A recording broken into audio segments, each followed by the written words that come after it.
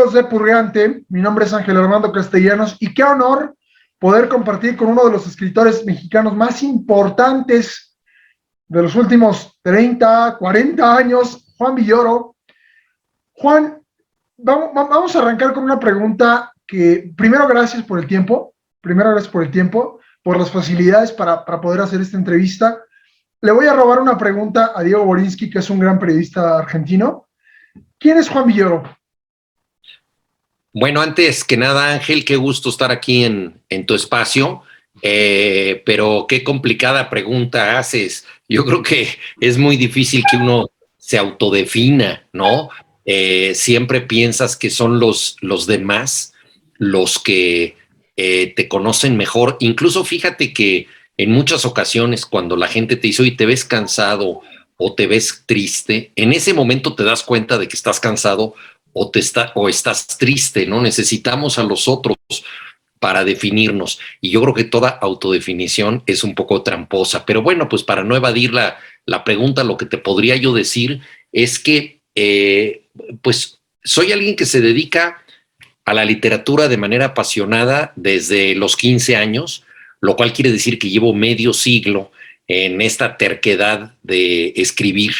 Y para mí la literatura le da sentido al caos, de la experiencia humana, a la vida que no tiene mayor propósito, pero que gracias a las historias puede tener un significado profundo, pero sobre todo le da sentido a mi vida. Yo antes de descubrir la escritura estaba como en una zona sin brújula, no entendía el valor de la vida, por qué estoy yo aquí, y la literatura me dio una determinación, la posibilidad de tratar de entender las cosas por escrito, y eso lo agradezco mucho. Bueno, aparte de eso, pues soy una persona que tiene bastantes curiosidades y espero no perderlas nunca, porque la vejez más terrible es la que te priva de las curiosidades.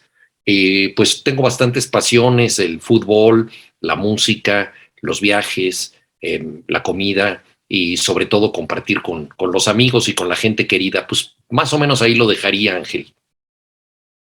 Perfecto, Juan, perfecto. Me comentaba hace un momentito que descubrió la literatura, perdón, a los 15 años y que eso me recordó mucho a lo que comentó en el Multiforo Alicia hace 15 días, que con la literatura, con José Agustín en específico, se dio cuenta de que su vida podía ser mucho más divertida si sabía narrarla correctamente. Efectivamente, José Agustín fue, digamos, el gran descubridor para mí de la literatura. Yo creo, Ángel, que el lector ideal que puede tener una persona no es el que ha leído más, sino por el contrario, el que nunca ha leído un libro por gusto y de pronto descubre en un cuento, una novela, un poema, una obra de teatro, que ese es un campo de felicidad. O sea, que alguien que es totalmente ajeno a las letras de pronto se convierta a la lectura, lograr ese rapto, yo creo que eso es lo mejor que puede ocurrir. Y en ese sentido, yo fui el lector ideal de José Agustín, porque yo no leía por gusto, entré por morbo a esa novela. Un gran amigo me dijo, no te la puedes perder. Como estaba escrita en primera persona, él creyó que eran las confesiones auténticas de un adolescente que daba tips muy buenos para ligarse a una cantante de rock y cosas por el estilo. Entonces no la vio como una obra de ficción, sino como un libro de autoayuda. Y yo también lo leí así en parte, y me cautivó porque se parecía tanto a mi vida, salvo las partes más espectaculares, por supuesto, que yo sentí que me estaba viendo en el espejo. Entonces ese libro fue el que me raptó para siempre a la literatura y no dejaré de agradecerlo. El morbo, a final de cuentas, la adolescencia, es el mejor modo de acercar a un adolescente a los libros. Ese morbo, aunque sea, o sea, vaya, no entendido de una manera vulgar, sino acercándolo de una manera curiosa, de una manera chistosa, de una manera común, coloquial. Mira, es algo muy legítimo. Todos nosotros tenemos distintos niveles de curiosidad y el morbo es una de las formas más estimulantes de la curiosidad. Yo me acuerdo en la escuela primaria que de pronto alguien dijo, hay una película tremenda que están dando que se llama Los 12 del Patíbulo. y nosotros no sabíamos lo que era patíbulo. Por lo tanto, nos imaginamos las cosas más escabrosas o porno para nuestra imaginación de entonces, de 12 años, 11 años, y esto nos dio a nosotros tal nivel de curiosidad que hasta la fecha me acuerdo yo de esa circunstancia. Entonces el morbo te pica muchas veces, el deseo de conocer las cosas, y fue lo que me pasó con esta novela de José Agustín. Pero fíjate, Ángel, que fue un doble morbo, porque por un lado yo quería saber qué incluía ese libro, pero por otro lado me dio mucho morbo mi propio amigo, Jorge Mondragón, compañero de la cuadra con el que yo jugaba siempre, pero al que nunca le había visto yo un gusto por la lectura. Esto me pareció curioso e incluso preocupante. Dije, ¿qué clase de vicio ha contraído este cuate? Entonces me atrajo mucho también tratar de descubrir a mi amigo a través de lo que había disfrutado en ese libro, que yo creo que esa es una de las grandes cosas que nos da el arte. Por ejemplo, en la música, oyes una canción, se la recomiendas a la mejor persona que conoces para esa música, ¿no? O lo mismo, ves una película, una serie, y de inmediato tratas de establecer una complicidad con alguien. Entonces, quieres conocer a la gente y conocer los gustos de tus amigos también a través del arte, ¿no? Entonces, el arte crea estas cofradías que me parecen extraordinarias. Acaba de mencionar, y tengo que aprovechar esa mención de la parte de la música. A final de cuentas, dos de los géneros que han definido a la humanidad, o al menos a la cultura pop en los últimos 50, 60 años, crecieron a partir de ese morbo, tanto el rock como el reggaetón, ahora mismo, crecieron además con un rechazo de la gente un poquito más grande, de la gente un poquito más conservadora, que decía, no, es que hablan de sexo, ¿cómo es posible que haya música que habla de sexo? ¿A poco creías que el tango no hablaba de sexo? ¿A poco creías que el danzón no hablaba de...? O sea, como ahora mismo se dice, ¿a poco creías que José José tomaba té de manzanilla? O sea, es también una manera de acercarse al arte. Desde luego, yo creo que la música popular define sentimentalmente lo que somos. Puede ser el bolero, puede ser la canción ranchera, puede ser el reggaetón, puede ser el rock, según el gusto que tenga cada quien. Y obviamente la música popular siempre ha enfrentado resistencias porque la música popular ha roto tabúes. Pensemos, por ejemplo, en la música negra, el blues. Primero que nada, era una música que venía parcialmente de África, porque eran los descendientes de los esclavos africanos, una música cargada de dolor, una música llena de tristeza. La palabra blues en sí misma alude a la tristeza. Y en muchos programas de radio se hablaba de los race records, o sea, discos raciales que eran solamente para negros, y había compañías que solamente grababan música de afroamericanos y no les permitían a estos espléndidos compositores grabar en otras disqueras. No fue sino hasta que empezaron a darse mezclas como el rhythm and blues y que algunos músicos blancos empezaron a hacer covers que se empezó a perder ese prejuicio. Pero la gran música popular de Estados Unidos, que es una potencia de la música pop, viene de la música negra, que fue una música marginada, una música castigada, de los menos privilegiados. Entonces, algunos corridos de la revolución estuvieron prohibidos, ¿no? Canciones de bolero también han sido, muchas de ellas consideradas inmorales, ¿no? Porque hablan de los vericuetos del corazón, que pues no siempre se ajustan a las normas más establecidas. Y lo mismo ha pasado con las distintas variantes del rock. Entonces, yo me acuerdo en México, por ejemplo, en una época se prohibieron las melenas en Acapulco, en ciertos lugares de México no te dejaban entrar si eras un greñudo aquí en la capital. Había una prohibición después del Festival de Avándaro de que hubiera festivales o conciertos de rock en la ciudad. Las radiodifusoras prácticamente no transmitían rock en los años 70. Cuando yo me hice cargo del programa El lado oscuro de la luna en Radio Educación, solamente nosotros y Radio UNAM y un programa de Radio Capital, Vibraciones, transmitíamos rock progresivo, rock pesado, que pues eso estaba proscrito en la radio en México en aquella época. Entonces ha habido una continua lucha de la música popular por romper tabúes, por establecerse, por crear un público. Pero esto último es lo más importante. La gran música popular ha creado una banda, ha creado una comunidad, ha creado una tribu. Y una vez que crea esta tribu, ya es incontenible. Entonces eso es lo que ha pasado una y otra vez con la música, y es un fenómeno fascinante, entre otras cosas por esto mismo, por su capacidad de disidencia y de apertura hacia cosas que la gente no se ha atrevido a sentir hasta ese momento. Y lo mismo ha pasado con la literatura. Mencionaba usted mencionabas hace un par de semanas que José Agustín habló de los tres grandes demonios de la cultura popular mexicana: el racismo, el machismo y el clasismo. Y en el caso de la música, tal parece que tanto el rock como el reggaetón, como el jazz, como el hip hop, solo fueron aceptados por una parte grande de la masa hasta que dejaron de ser considerada música exclusiva de negros. O sea, a final de cuentas fue una manifestación racista brutal. Tienes toda la razón, ¿no? Y otros fenómenos como el punk, por ejemplo, ¿no? Que era la música de los descastados del sueño industrial de Inglaterra, ¿no? Los que ya no tenían ninguna alternativa, que odiaban a la reina, pero no solo a la reina, odiaban a los Beatles y a los Rolling Stones, o sea, odiaban todo lo hegemónico, todo lo establecido, ¿no? O el movimiento dark con grupos como The Cure, o luego en Estados Unidos el movimiento grunge con Nirvana y otros grupos. Es muy interesante cómo los grandes grupos responden a una comunidad que está buscando que alguien los represente, y que es una comunidad que no ha encontrado todavía la manera de decir lo que tiene que decir, ¿no? Y yo creo que en ese sentido el rock ha sido muy importante, y algunos escritores como José Agustín han conectado de la misma manera con su público.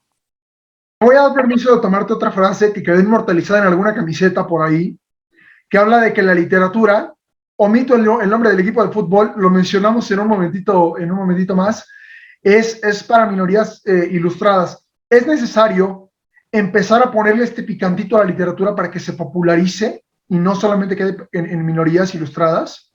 Bueno, yo creo que hay un anhelo un poco exagerado en tiempos de la cultura de masas de que todo necesariamente tenga un éxito estadístico monumental, ¿no? En la era de TikTok, Instagram, Twitter, etcétera, pues que un libro venda 2,000 ejemplares, pues parece que no afecta nada, ¿no? Cuando que tú puedes ver que un influencer, ¿no? En Twitter, pues tiene 3 millones de seguidores, ¿no? Entonces, ¿qué tiene que ver un pobre libro, 2,000 ejemplares, contra lo que puede decir una persona que tiene 3 millones de seguidores? Pero lo que hay que pensar es que la literatura opera de otro modo. No es para el momento, no es para causar el escándalo de hoy que puede ocurrir en las redes sociales, sino que tiene un efecto que puede muchas veces diferirse y extenderse en el tiempo.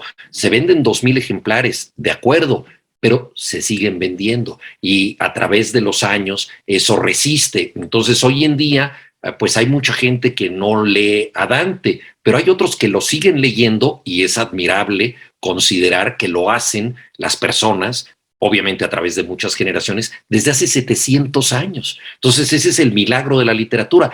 Esa minoría se va reproduciendo con el tiempo. Entonces es minoría respecto a lo que puede ser la cultura de masas, pero en ocasiones un bestseller puede vender, no sé, 500,000 ejemplares, que es una cantidad extraordinaria. Claro, nunca se va a comparar con lo que ocurre en otras plataformas, pero yo creo que no debemos preocuparnos. Yo no defiendo una literatura elitista. Yo creo que la literatura es una forma de la felicidad a la que todo mundo tiene derecho, y hago lo posible por propagarla, por promoverla, y me encanta que se amplíe el círculo de los lectores. Pero también debo reconocer que no hay que preocuparse demasiado por la estadística. O sea, no estamos vendiendo naranjas o limones, ¿no? Si un libro vende poco, muchas veces hay que pensar, bueno, le llegó a buenas personas, a buenos lectores, y esa gente se lo transmitirá a otros, y la cadena perdurará.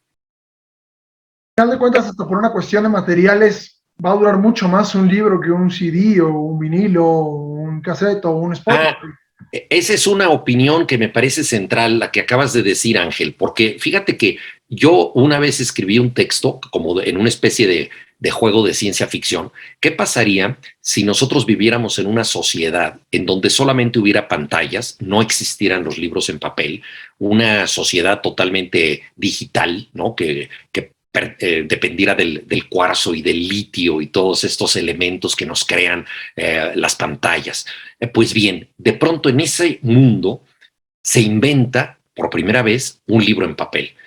Para muchos les resultaría una superación de la pantalla, porque el libro en papel, como bien acabas tú de decir, no tiene obsolescencia programada. O sea, eso puede durar para siempre. No necesita de enchufe, de conectividad, de nada. Si se cae, no se rompe. Estimula los 5 sentidos, incluyendo el olfato y el tacto, porque pasamos por él. Tiene un gusto artesanal extraordinario. Lo podemos subrayar manualmente. En fin, tiene una cantidad de ventajas, ¿no? Que para muchos les parecería una superación de la tablet. Tiene otra cosa también fundamental, que el ser humano ha aprendido a conocer el mundo en tercera dimensión. O sea, tenemos nosotros una capacidad cognitiva con relieves, con volúmenes. Cuando tú lees en papel, sabes cuánto te queda, cuánto te falta, en qué parte vas. O sea, estás dimensionando en el espacio tu propia lectura. El ritmo de la lectura tiene una condición en el espacio. Y está probado, varios estudios ya lo han demostrado así, que los niños cuando aprenden en papel retienen más que cuando aprenden en pantalla. ¿Por qué? Porque el cerebro, desde el punto de vista del conocimiento, aprende mejor las cosas que llegan con relieve, que llegan con volumen. Entonces el libro en papel tiene también esta ventaja. Y por último, el libro en papel ayuda a crear comunidad, porque yo creo que no hay nada más valioso que darle un libro a otra persona. Escribí un monólogo teatral que se llama Conferencia sobre la lluvia, está protagonizado por un bibliotecario, y ahí ese bibliotecario dice: mientras tengamos necesidad de otras manos, habrá libros en papel. Lo más valioso de los libros son las manos que nos los entregan, porque yo creo que eso es muy conmovedor, ¿no? Que alguien que te aprecia te dé un libro en la mano. Se habla mucho en la cultura popular, sobre todo mexicana, que si le das un libro a un amigo o una amiga y se lo queda, perdiste un libro pero ganaste un amigo. Pues sí, los libros crean cofradías, ¿no? Y yo creo que además ese amigo que se quedó con tu libro, luego te comparte su lectura y agrega cosas que a ti se te habían escapado, que eso también es maravilloso, que cada lector complete el libro de manera diferente, y entonces cuando tienes un buen amigo lector, te puede ampliar la experiencia de la lectura, porque él vio algún detalle que tú no viste. Mencionabas el tema de los 5 sentidos y de la forma incluso de aprender. Se comenta también, lo he escuchado varias veces, que es mucho más efectivo para el aprendizaje tomar notas a mano que nunca a través de un teclado. ¿Lo Sí, consideras también de esa manera? eso es interesante, cuando nosotros escribimos algo a mano, dejamos nuestra personalidad. Ahí está toda esta ciencia, que para muchos es ocultista, pero que yo creo que tiene mucho significado, de la grafología. O sea, alguien ve tu letra y te dice: eres ansioso, o eres obsesivo, o eres depresivo, y muchas veces estás expresando tu carácter con las letras. Y eso me parece que es muy, muy sintomático. Yo, por ejemplo, tengo cartas de amigos, de mis padres, escritas a mano, de cuando se mandaban cartas, y es increíble cómo se transmite la personalidad a través de la letra. Es importante volver a mandar cartas para conocernos Uy, un poco mejor. Sobre no, todo a pues mano. no, sería sensacional, Ángel, pero yo creo que ese ya es un sueño perdido, ¿no? A mí me encantaría, pero ahí necesitas una complicidad extrema, ¿no? Tener un amigo o una amiga que realmente vaya a estar contestando las cartas. Era una forma de la comunicación fantástica, porque la carta convive contigo, es decir, tú la recibes, la lees. Generalmente yo las cartas importantes las releía a veces incluso románticamente la pones bajo la almohada, ¿no? Hay cartas lloradas, ¿no? Cuando te emociona lo que te dice alguien, se caen las lágrimas y entonces escurre la tinta, ¿no? Es una cosa maravillosa. Entonces, esa experiencia de convivir con la carta hace que cuando tú la respondes, ya asimilaste profundamente lo que te dijo la amiga, el amigo, la novia, y entonces tú respondes algo que sale de lo más hondo de ti, algo totalmente diferente a lo que ocurre con el correo electrónico, porque el correo electrónico es tan rápido, tan veloz, lo cual es por supuesto muy útil, que también te incita a responder en forma instantánea. Y a veces lo haces con tal velocidad que cuando te das cuenta de lo que escribiste, ya lo mandaste, te arrepientes tarde. Yo pienso que más que a la comunicación, Internet pertenece a la neurología, en el sentido de que los pensamientos que apenas se están formulando ya adquirieron concreción en el teclado y se fueron antes de que cabalmente tú dijeras, de veras, yo iba a decir eso. Rara vez repasa uno lo suficiente un correo electrónico. Entonces, las cartas eran otro ritmo totalmente diferente, porque además, pues en lo que iban y venían, y por supuesto ahí estaba el componente del azar, ¿no? El servicio postal mexicano es una ruleta, no siempre llegan las cartas, entonces a veces te llegan, a veces no, y hay que estar deseando que lo hagan, ¿no? Y que encomendarse a San Cristóbal, que es el patrono de los viajeros, para que te lleguen a tiempo las cartas. ¿Escribir entonces es un estado de ánimo? ¿O es una manera de manifestar el estado? ¿Es una manifestación del estado de ánimo? Sí, no, sin duda, no puedes escribir sin emoción. Yo creo que todas las cosas que valen la pena en la vida requieren de pasión, de compromiso, y efectivamente para escribir necesitas no solamente expresar un estado de ánimo, sino ponerte en un estado de ánimo antes de escribir. Yo creo mucho en esta técnica que tienen los actores de entrar en personaje. Cuando alguien va a representar un rey, un mendigo, un guerrero, lo que sea, muchas veces empieza en su casa, sin que nadie lo vea, a caminar como rey, como mendigo, como guerrero, a comer como se imagina que come un rey, es decir, a vivir con el personaje para que después le salga natural. El escritor no puede meterse de esa manera en todos sus personajes, entre otras cosas porque no es un actor, ni tiene entrenamiento para ello. Pero sí creo que el escritor se debe poner en una predisposición emocional para que las cosas fluyan, ¿no? El gran poeta Ramón López Velarde decía, yo no puedo escribir si no estoy en un estado en que me he autoexcitado. Y no se refería a una excitación erótica, sino a una excitación de los sentidos, ¿no? A estar suficientemente alerta para poder escribir. Entonces sí creo que tienes que entrar en un estado de ánimo especial. No se puede escribir por trámite o por compromiso. Se vuelve a final de cuentas una necesidad. La literatura es una necesidad. Yo le recomiendo a cualquier persona que pueda dejar de escribir que lo haga de inmediato. O sea, si tú no tienes la pulsión, el sentimiento necesario de escribir, es mejor que lo dejes, porque la literatura es algo que se te tiene que estar imponiendo continuamente, ¿no? Como el canto de un canario. No le queda más remedio que cantar. Por eso se habla de que la crónica, hablas de que la crónica es literatura bajo presión.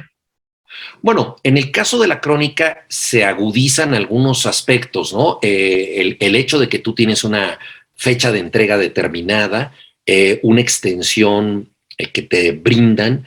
No es lo mismo escribir un texto de 10,000 caracteres que de 20,000 caracteres. No es lo mismo escribirlo para dentro de 2 semanas que para dentro de 2 días. No es lo mismo escribirlo para una revista que tiene un cierto estilo que para otra revista de otro estilo. Entonces hay muchos condicionantes en la crónica y tienes que cumplir con todos ellos. Entonces esta presión te saca una serie de cosas que muchas veces tú no sabías que llevabas dentro. Es una presión de la que te quejas mucho, pero que acaba siendo positiva porque te obliga a decir algo que no pensabas decir de esa manera.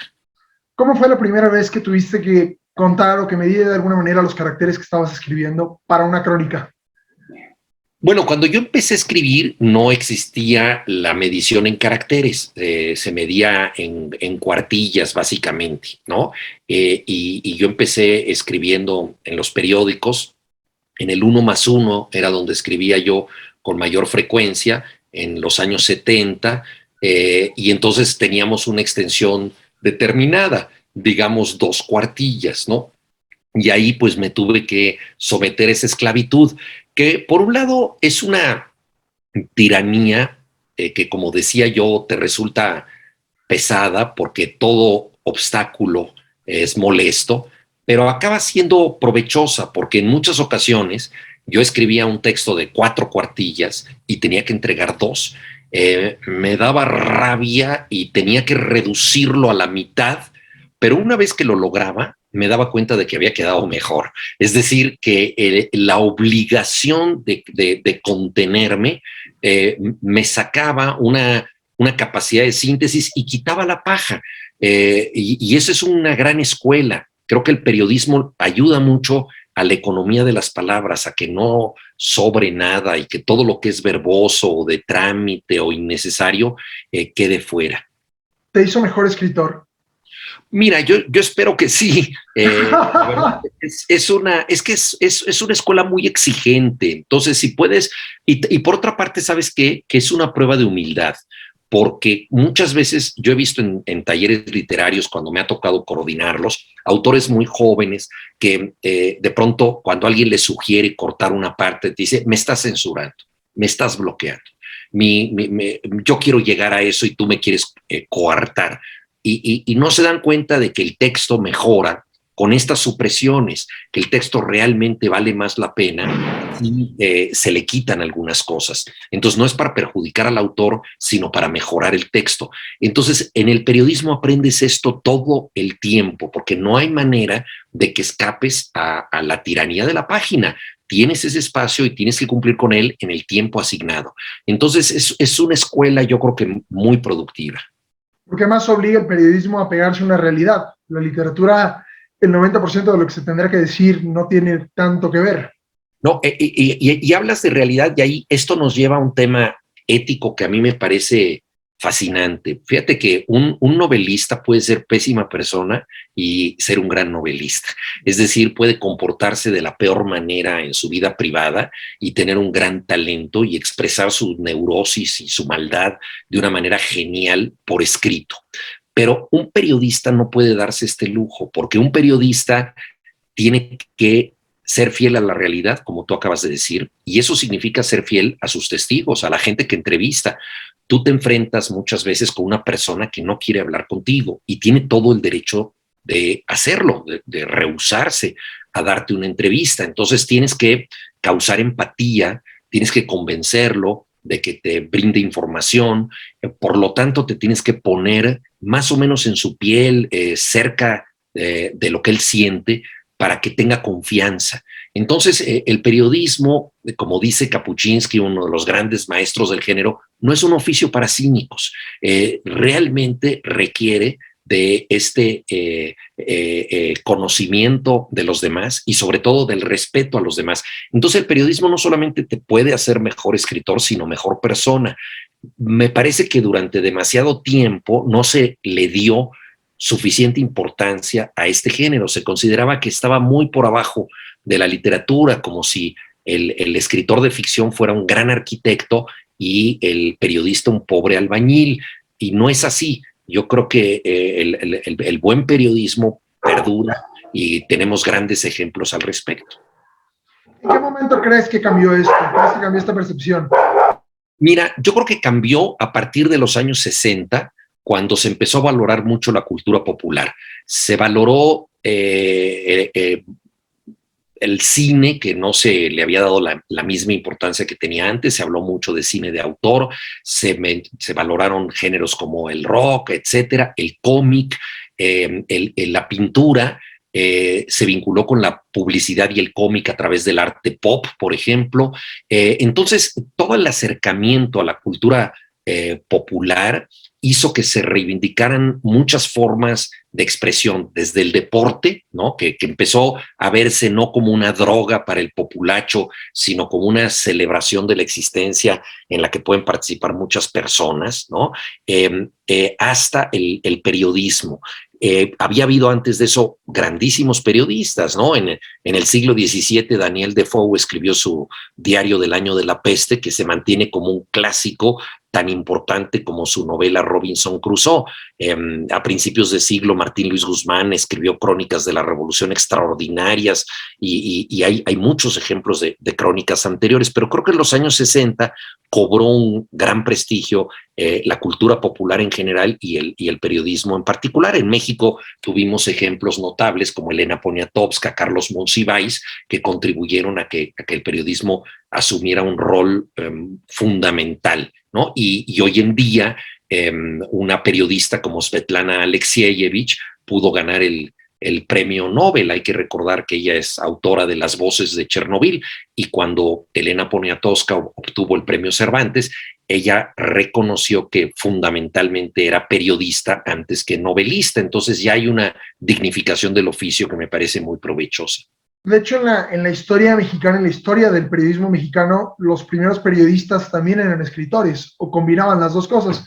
Como el caso, digo, no era mexicano, pero empezó a escribir acá o su obra se empezó a conocer acá, Bernal Díaz de Castillo o el mismo Guillermo Prieto, o sea, por hablar de dos históricos. Sí, mira, dos históricos que además, fíjate que qué interesante que los menciones, porque son dos cronistas históricos que de alguna manera son fundadores de un país.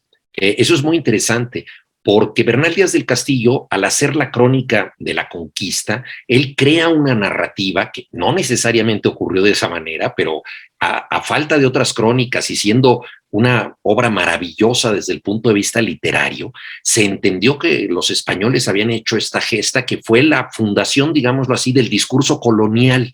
Entonces, la Nueva España requería de una crónica que la justificara.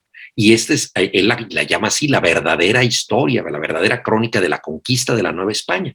Entonces funda un país, Bernal Díaz del Castillo, desde el punto de vista ideológico. Y acabas de mencionar, y me parece muy importante, a Guillermo Prieto, que como decías, es novelista, es autor de ficción, es poeta, pero también es cronista y sobre todo es cronista, pero además es un gran político y él tiene la misma edad que el México independiente. Entonces él es, con años de diferencia, pero digamos, él crece en un país que está naciendo. Y él en un momento dado incluso vive en la presidencia de la República porque él se queda sin apoyos familiares y entonces pide asilo en la presidencia. Dice, soy un niño mexicano y quiero vivir en la casa que es de todos, y lo aceptan. Entonces una cosa increíble la historia de Guillermo Prieto, y se convierte él en una figura esencial, le salva la vida a Benito Juárez, en fin, es una figura extraordinaria, y es ante todo un periodista. Entonces ahí tenemos nosotros que México es fundado por gente como él, como Vicente Riva Palacio, que era militar, político y también periodista y fundador de revistas. Entonces, el periodismo ha sido muy, muy importante, y la crónica en forjar nuestra nación desde la colonia hasta el México independiente, y creo que el México actual le debe mucho al periodismo. Hoy se entendería que hubiera un periodista que estuviera dentro del oficialismo o dentro del gobierno, como en estos dos últimos casos, tanto de Guillermo Prieto como de Vicente Riva Palacio. Bueno, mira, eran situaciones de gobierno muy distintas, porque era, podemos decir, un gobierno experimental, el de Benito Juárez.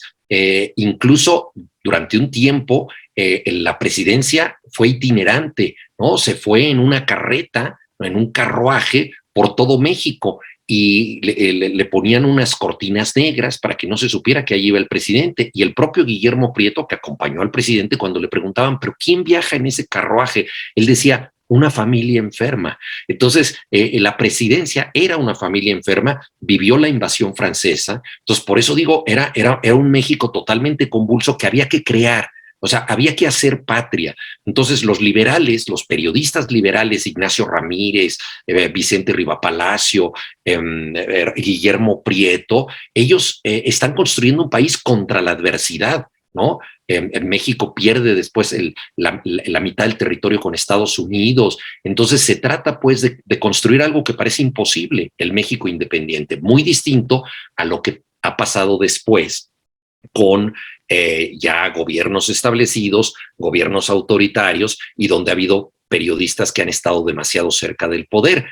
Hay una novela sensacional de Enrique Serna que se llama El vendedor de silencio, que es la historia de Carlos de Negri, que fue un periodista importantísimo en el México de los años 50 y 60, un gran periodista, pero un hombre además muy corrupto, que lo que hacía era venderle reportajes a los poderosos y amasó una gran fortuna con esto. Trabajó durante muchos años en el periódico Excelsior hasta que Julio Scherer se hizo cargo de la dirección y lo quitó de las páginas donde estaba Carlos de Negri. Pues es un caso notable, digamos, de un periodista allegado al poder. Y esto no dejará de ocurrir, ¿no? Todos los gobiernos tienen consejeros que se les acercan y periodistas que pues se benefician de su acceso al poder. Qué complicado, ¿no? Porque justamente Kapuscinski mencionaba que para ser buen periodista, recitándote, hay que ser buena persona y a veces esa cercanía con el poder lo pone un poquito complicado. Desde luego, el periodista debería tener una distancia crítica, ¿no? Pero también muchos periodistas sienten la tentación de que si están cerca del poder van a poder ayudar tras bambalinas, van a poder hacer algo, se justifican de esa manera. Pero yo creo que el verdadero periodista debe ser independiente. Me veo obligado, no quería tocar un tema tan de actualidad. Acaba de ocurrir ayer que el presidente de la República dijo que el 25% del gasto de publicidad oficial se va a utilizar para darle seguridad social a los periodistas. ¿Qué lectura le das a esto, Juan? Bueno, a mí me parece muy importante que no se haga propaganda y que se proteja a los periodistas. Ojalá esto suceda de manera correcta y ojalá no sea una medida demagógica. Suena bien. Creo que este gobierno no ha protegido a los periodistas lo suficiente y la prueba está en que continúan los asesinatos de periodistas. Esto no empezó con la actual administración, viene de lejos, pero no se ha detenido y eso es muy grave. Por otra parte, el presidente ha exagerado en criticar puntualmente a demasiados periodistas. Yo creo que él debería estar por arriba de eso y no preocuparse de lo que escribe la gente y dedicarse a gobernar. Pero bueno, sabemos que le gusta increpar a los periodistas y eso es peligroso en un momento en que los periodistas están tan amenazados. Entonces, si verdaderamente en vez de hacer propaganda como la han hecho tantos gobiernos, parte de ese gasto se destina a crear sistemas, recursos, protocolos de protección de periodistas bien hechos, creo que eso será muy bienvenido. ¿Sirve de algo la publicidad oficial? ¿Perdón? ¿Sirve de algo la publicidad oficial? Bueno, esa es una gran pregunta, Ángel, porque a mí me sorprende la cantidad de demagogia que se ha podido decir en México. Yo creo que la gente está cansada de eso y no se chupa el dedo y sabe que el gobierno simplemente está diciendo maravillas de sí mismo. En otros países, las campañas electorales, para empezar, duran mucho menos tiempo que en México. Es exagerado lo que reciben los partidos políticos para que puedan hacer publicidad. Tenemos una de las democracias más caras del mundo y esto lo han decidido así los propios partidos políticos porque se benefician de estos gastos. Y a mí me parece muy lamentable. Por otro lado, que el gobierno continuamente esté exaltando sus logros, pues yo creo que difícilmente te convence. Lo que tú quieres es, si tienes un hijo, que ese hijo tenga una escuela. Si tienes un pariente enfermo, que ese pariente enfermo encuentre una cama en un hospital. Si vas en carretera, que haya una carretera digna y que esté segura. Si caminas por la calle de noche, que puedas caminar sin que te asalten. O sea, los logros de un gobierno se perciben, se sienten, llegan a tu bolsillo, ¿no? De pronto nadie tiene dinero para comprar nada y ese es un problema terrible. Entonces, yo creo que la demagogia en realidad es totalmente inútil y cuando tú vas a otros países te sorprende que el gobierno pues no esté haciendo esta faramalla de declarar que cumple. El gobierno lo que tiene que hacer es cumplir, no promover su cumplimiento. Y como periodistas, que tus derechos sean cumplidos, o que puedas ejercerlos, disfrutarlos sin ningún tipo de problema, desde el derecho a un salario digno hasta el derecho a tu vida. Desde luego, se confunden algunas cosas porque también hay que reconocer que en gobiernos anteriores se le daba mucho dinero a los medios y a los periodistas.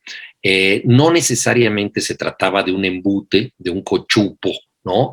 Un chayote, ¿no? En muchas ocasiones se apoyaba un medio con publicidad, que pues es un apoyo legítimo, pero es al fin y al cabo un apoyo.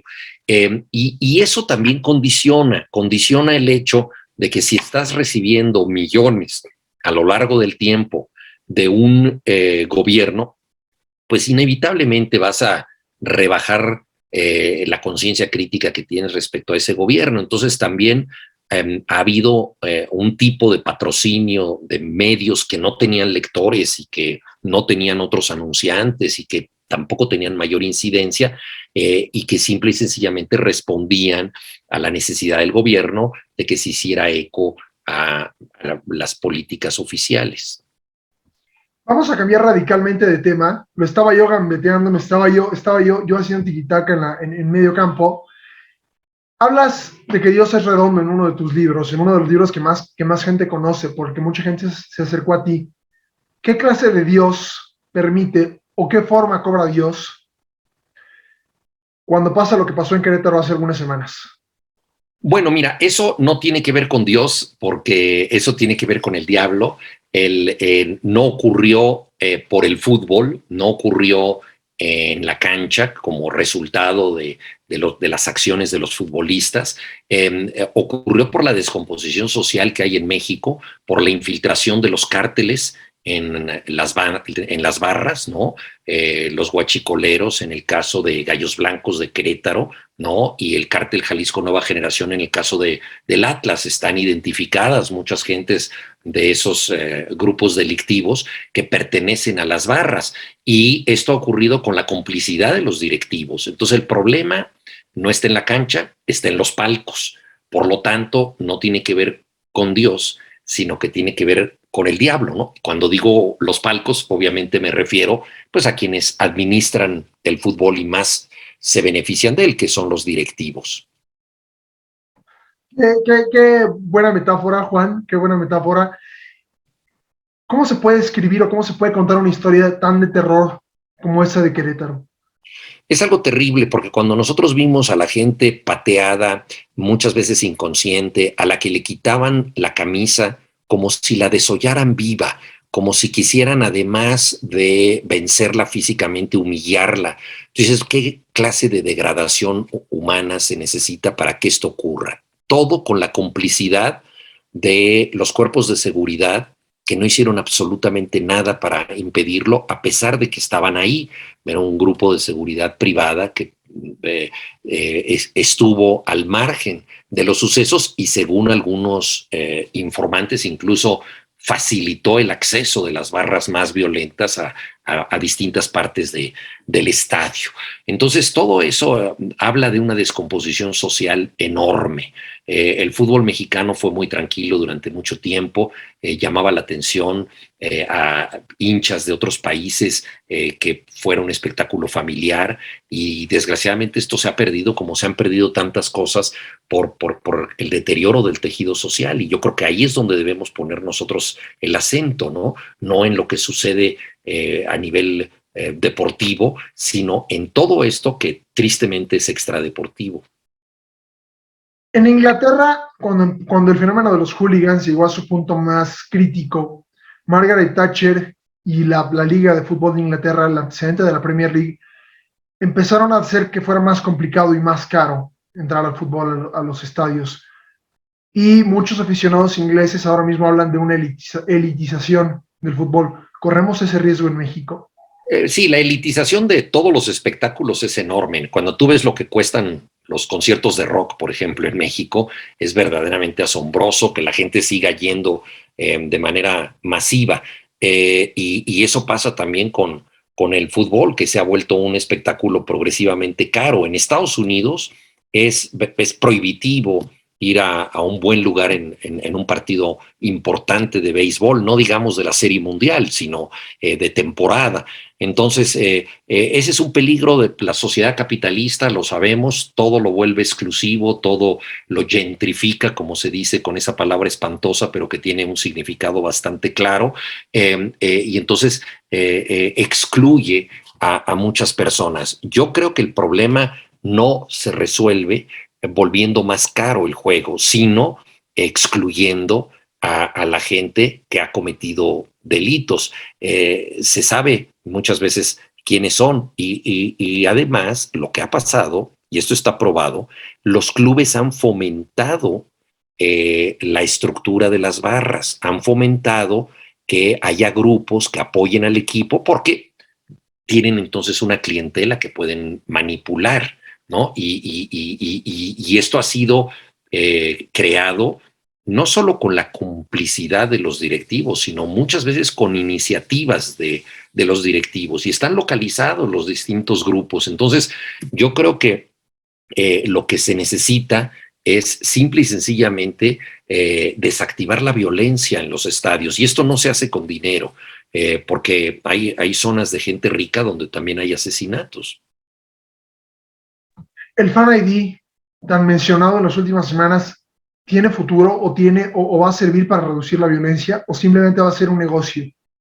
¿El qué, perdón? No el Fan ID. Fan ID. Ah, mira, yo creo que sí, la acreditación del aficionado. Mira, yo creo que más que nada hay que prohibir a personas que ya han tenido una conducta reiterada delictiva que asista a los estadios. No creo que todo mundo deba tener una tarjeta de aficionado en regla, porque pues eso ya es un grado de control excesivo. Yo creo que es mucho más sencillo de lo que se piensa controlar la violencia. O sea, si hay una zona en donde está la barra o la porra y hay un conato de violencia, de inmediato la autoridad tiene que intervenir. Así ha sido siempre, y no es una receta complicadísima. O sea, no estamos hablando de física cuántica, es detectar a las gentes que arman borlote en el estadio de manera ofensiva, agresiva.